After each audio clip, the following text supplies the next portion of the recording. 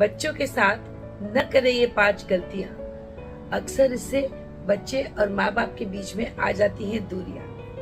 हर माता पिता ये चाहते हैं कि अपने बच्चे को सही दिशा दे सकें और इसमें उनकी उम्र भर लग जाती है। फिर भी हमें समझ नहीं पाते कई बार कि सब कुछ सही करते करते भी गलत कैसे हो गया। नमस्कार दोस्तों, मेरा नाम है दीप्ति और मैं दीप्ति के झरोखे से कहानियां सुनाती हूँ। आज का विषय हमारा कुछ गंभीर भी है, क्योंकि देखने को मिलता है कि बच्चों में अनुशासन की कमी हो गई है। वो जिद्दी हो गए हैं, वो कहना नहीं मानना चाहते, पलट के जवाब देते हैं। इन सब के पीछे कारण क्या है? तो चलिए जानते हैं कि बच्चे को होशियार बनाने के लिए हमें कितना स्मार्ट होना पड़ेगा। सबसे पहला तो ये कि हमें ज्यादा गुस्सा नहीं करना चाहिए।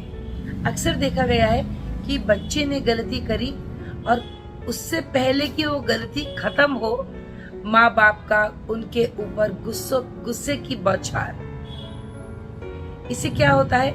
इससे बच्चा ढीठ हो जाता है। बशर्ते गुस्से के अगर हम उसे प्यार से समझाएं, उसकी गलती के बाद में उसको इतना समय दें कि हम उसे प्यार से समझा सकें कि तुमने ये जो गलती करी इसका ये नतीजा निकला। एक समय आएगा जब बच्चा इस बात को समझेगा, लेकिन हाँ, this is a very slow process. गुस्सा और डांट शॉर्ट प्रोसेस है, क्विक प्रोसेस है, लेकिन उसका रिजल्ट भी उतनी ही जल्दी फेड आउट हो जाता है। अगर हम बच्चे को प्यार से समझा दें, उसकी गलती का एहसास करा दें, तो अगली बार भले वो गलती करे, उसकी इंटेंसिटी कुछ कम होगी। And there be a day when you will see कि वो बहुत सी गलतियां अब नहीं करता। नंबर 2, डांट फटकार तक तो फिर भी कहीं सही था। मारना, बच्चों को मारने से, बच्चे क्या, आप किसी को भी मारिए, मारने से अगर वो सीखे तो फिर तो सभी पिटते रहते हैं हमेशा, क्योंकि मारना एक सही सोल्यूशन नहीं है। वो इनफैक्ट कई बार घातक हो जाता है। मैं आपको छोटे से एग्जाम्पल से बताऊं, अगर 2 बच्चों की लड़ाई हो रही है, वो एक दूसरे को मार पीट कर रहे हैं और किसी बड़े ने आके इंटरवीन किया और उसने भी मारा, तो व्हाट इज द डिफरेंस? हमने उनको क्यों मारा कि मारो मत, और हम ही ने उनको मारा? नहीं। पेरेंट बनने से पहले आपको मेंटली प्रिपेयर होना चाहिए कि you are giving birth to a human child. उसकी ह्यूमन कैपेसिटीज होंगी, उसकी बहुत सारी पॉसिबिलिटीज हैं। उनको ध्यान में रखते हुए हमें बच्चे को केवल सही सलाह दे करके उसको निर्णय लेने देना चाहिए। बहुत छोटे बच्चे को भी जब वो आग के पास जाता है, माँ उसको जाने से पहले रोक लेती है, तो उसके अंदर क्यूरियोसिटी रहती है कि क्या था जो मुझे जाने नहीं दिया, और मौका पाते ही वो जाता है और अक्सर दुर्घटनाएं हो जाती हैं। अपने सामने रह के लेट हिम गो। वो जहां उसकी तपिश को महसूस करेगा, वो अपना हाथ पीछे अपने आप कर लेगा। The 5 sense organs that God has given us all, वो सिखाने से नहीं पनपती, वो अपने आप ही बाय सिंस बर्थ उसके साथ में होती है, और वो समय पड़ने पर उनका सदुपयोग जरूर करता है। और जब दुरुपयोग करता है तो उसका वो खामियाजा भी भुगतता है। उठने के बाद जब वो खड़ा होके चलना चाहता है तो उसका पैर मुड़ता है, बैलेंस बिगड़ता है, वो गिर जाता है। तो क्या आपके रोकने से वो खड़ा होना छोड़ देगा? वो करता रहेगा कोशिश, गिरता रहेगा, उठता रहेगा। जो गिरेंगे नहीं, वो जीतेंगे कैसे? नंबर 3, दोहरा व्यवहार। क्योंकि पेरेंट्स दोनों आजकल वर्किंग हैं, तो उनके, और अगर 2 बच्चे हैं तो उसमें बड़े वाले को वो ये समझ लेते हैं, भले ही वो 6 साल का हो, पर वो ये सोचते हैं कि इसको तो सब बातें समझ में आनी चाहिए, उसको डांट के, और छोटे वाले को प्यार से। ये सोचिए कि वो भी 3 साल का है। वो बच्चा भी तो कोमल हृदय का ही है जो 6 साल का है। अगर एक ही होता तो उसको आप कितना पैम्पर करते। तो कभी भी 2 बच्चों के सामने 2 तरह का व्यवहार मत करिए। If you are angry, then stay angry, और आप अपना एक फ्राउन फेस बना के रखिए ताकि जल्दी आपके चेहरे पर रिंकल्स भी आ जाए। और अगर आप प्यार से समझाने की क्षमता रखते हैं, इतनी पेशेंस रखते हैं, तो दोनों के साथ में एक साथ व्यवहार करें। अदरवाइज बड़े होने तक दोनों के मन में एक दूसरे के प्रति कुंठा आ जाती है। जो कि हम बहुत देखते हैं कि ब्रदर सिस्टर्स, दो सिस्टर्स आपस में क्यों नहीं बनती उनकी। उन्होंने बचपन में कुछ ऐसी चीजों को अनुभव किया होता है जो वो चाह के भी उसको मिटा नहीं पाते। धमकाना इज द फोर्थ पॉइंट। धमकाते क्यों है? मैं मार दूंगी। अरे मारना है तो आप एक बार मार लीजिए। ये बार बार धमकियां देने से बच्चे में इतनी ढिठाई आ जाती है, वो कहता है अरे बोलती रहती है, और जब कभी पिट जाएगा तो उसको इतना बड़ा शॉक लगेगा that he will not be able to take it.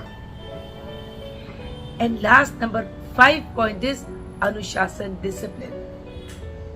ये सबसे इंपॉर्टेंट एस्पेक्ट है लाइफ का, क्योंकि डिसिप्लिन से हम बड़े से बड़े, कठिन से कठिन कार्य को भी काफी हद तक सुलझा सकते हैं।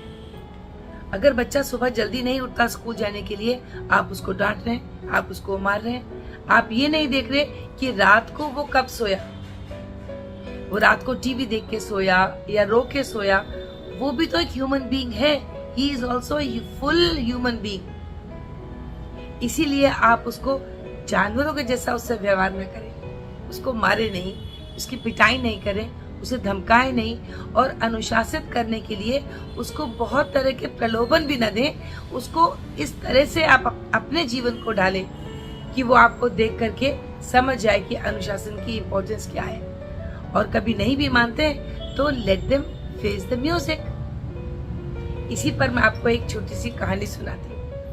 एक लड़का था विमल, वो क्लास 4 में पढ़ता था, पढ़ाई में बहुत अच्छा, खेलकूद में बहुत अच्छा, बस उसमें एक कमी थी कि वो सुबह टाइम से नहीं उठता था, जिसका नतीजा उसको जल्दी जल्दी भाग करके अपने की सारी ड्यूटीज करनी पड़ती थी, like going to the washroom and getting ready for school, breakfast करना, हर चीज में उसको डिले और देर हो जाती थी, जिसकी वजह से वो बहुत कई बार परेशानियों के पल में फंसते फंसते बच जाता था।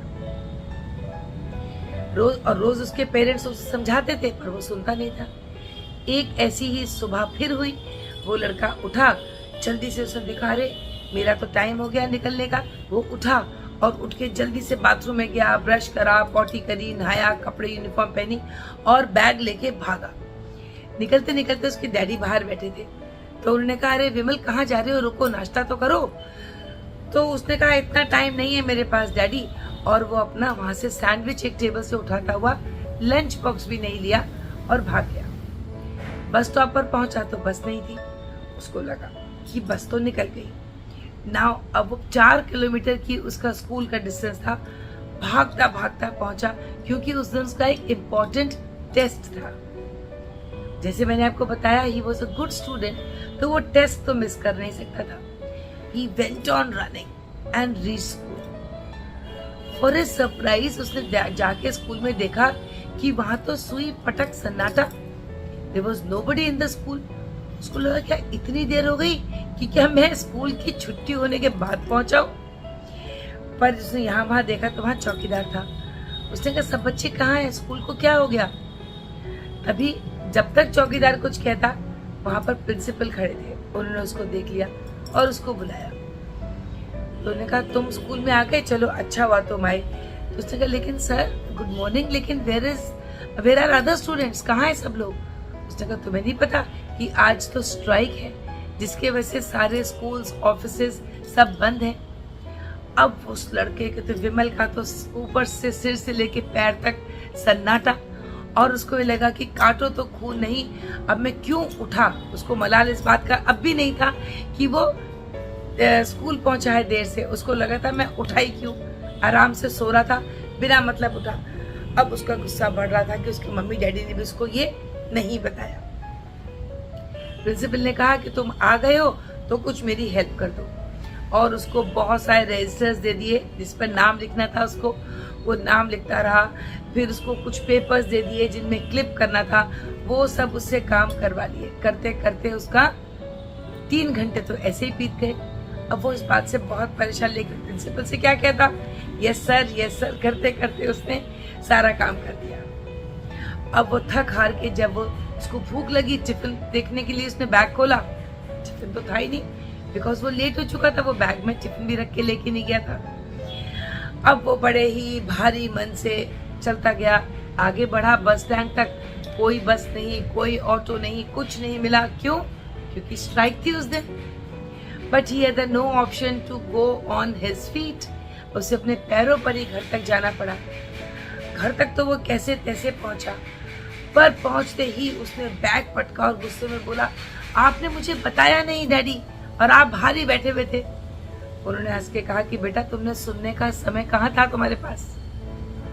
जब तक मैं तुमसे कुछ कहता तुमने कहा नहीं मैं लेट हो गया, मैं जा रहा हूं। तो उसको उस दिन समझ में आया कि अगर मैं समय से उठता, अगर रोज ही प्रैक्टिस में होता उसका सुबह जल्दी उठना, तो पेरेंट्स के साथ में बैठ के उसने सुबह का उन लोगों की चाय और उसका दूध एक साथ होता, जिसके डिस्कशन में उसको ये भी मालूम पड़ता कि आज स्ट्राइक है और आज ऑफिस और स्कूल सारे बंद हैं। लेकिन वो ना उठने की वजह से जो उसको ये सब झेलना पड़ा, 3-4 किलोमीटर जाना, 3-4 किलोमीटर आना, वहां अकेले रह के प्रिंसिपल के साथ में काम करना, उस दिन उसके समझ में आया कि नहीं, डिसिप्लिन बहुत जरूरी है, समय की पाबंदी बहुत जरूरी है। और उसने इस बात, क्योंकि अब सेल्फ रियलाइजेशन उसको हो चुका था। अगर जब तक उसके माँ बाप उसको समझा रहे थे, वो क्लास 4 में आ गया था, अब तक वो नहीं समझता था इस बात को। तो अब उसको लेकर रियलाइज हो गया कि nothing doing, everything should be done in time. अगर टाइम से उठो, टाइम से पढ़ाई करो, तो प्यारे बच्चों, तुम लोग अगर मम्मी डैडी का कहना नहीं मानते हो कि पढ़ाई के टाइम पर पढ़ाई नहीं, खेल के टाइम पर खेल नहीं, हर चीज मिक्सड हो जाती है, तो विमल मत बनो। ये सोचो कि मुझे कैसे अपने, क्योंकि काम तो करना है सबको, चाहे वो डैडी हो, मम्मी हो, भाई हो, बहन हो, तुम हो, कोई भी हो, तो why not do with proper discipline. आशा करती हूँ आपको ये छोटी सी कहानी जरूर अच्छी लगी होगी। And parents, please try to guide your children with setting examples. आप खुद एक एग्जाम्पल बनिए, ताकि बच्चों को ये चीज, थोड़ा समय जरूर लग सकता है, लेकिन उनको समझ में आएगा कि किसी भी जो आप उनके अंदर गुण लाना चाहते हैं, वो गुण अपने अंदर पहले लाइए, वो समझेंगे उसकी इंपॉर्टेंस को। But children don't need preaching, they need practice. So don't preach, just practice. They will also take all these good qualities. बस चलते चलते एक टिप देना चाहती हूँ कि जब बच्चे आपका कहना नहीं मान रहे, और किसी भी चीज को लेकर के, डिसिप्लिन की बात नहीं है, एनीथिंग, स्टडी के टाइम पर स्टडी नहीं है, खाने के टाइम पर खाना नहीं है, टीवी मोबाइल छोड़ नहीं रहे हैं, तो उसका 2 तरीके आप अपना लीजिए, तो आपको डेफिनेटली इम्प्रूवमेंट दिखाई देगा। और जब दिखे तो please do comment and tell me कि इम्प्रूवमेंट लगा तो किस फील्ड पे लगा। नंबर 1 कि उनकी जब जिद होती है तो उनको नजरअंदाज करिए। उनकी जो जिद आपको लगती है कि वो उनके लिए ठीक नहीं है, so don't pay any heed to it. थोड़ी देर के बाद जब हम, क्योंकि उनको एक्स्ट्रा अटेंशन देते हैं, एक्स्ट्रा केयर मिलती है, तो वो उस चीज के ऊपर और स्ट्रांग होते जाते हैं। अगर जब उनको लगेगा कि हम चिल्ला रहे हैं, चीख रहे हैं, रो रहे हैं, खाना नहीं खा रहे हैं, फिर भी हमारी बात को सुना नहीं जा रहा, तो ग्रेजुअली बच्चे बहुत कोमल हृदय होते हैं, सॉफ्ट हार्टेड होते हैं, वो बहुत जल्दी इस बात को समझ जाते हैं कि यहाँ उनकी दाल गलने वाली नहीं। सो देन वो दूसरे टैंट्रम्स करेंगे। नंबर 2, प्रतिक्रिया ना करें, don't react to their actions. जैसे अगर बच्चा चिल्लाया, आप सुन नहीं रही हो, तो आपने क्या कहा, अरे काम कर रही हूं ना, तो पलट के चिल्लाने का बदला चिल्ला करके, अगर वो आप पे चिल्ला के बोल रहा है, यू कीप क्वाइट, बिल्कुल चुप हो जाइए। आपने बायकॉट शब्द सुना है ना, अंग्रेजों तक के सामान का जब बायकॉट हुआ तो वो देश छोड़ के चले गए। तो हमारे बच्चे तो बहुत छोटे हैं, उनको समझाने के लिए हमें उन्हें डांटना, मारना, चिल्लाना जरूरी नहीं है। एंड लास्ट, टाइम आउट दीजिए उनको। अगर उन्होंने कुछ गलत किया है तभी उनको आप सीख मत देने लग जाइए, प्रवचन मत शुरू कर दीजिए, उनको बता करके कि तुम बहुत गुस्से में हो, ठीक है, टेक योर टाइम।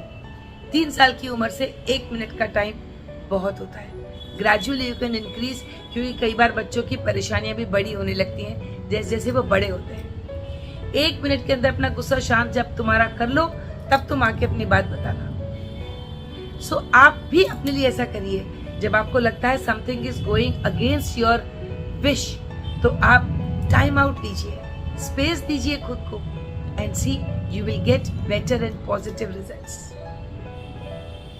मिलेंगे किसी नई चीज के साथ, तब तक अपना और अपनों का ख्याल रखिए, and please do share, like and subscribe to my videos.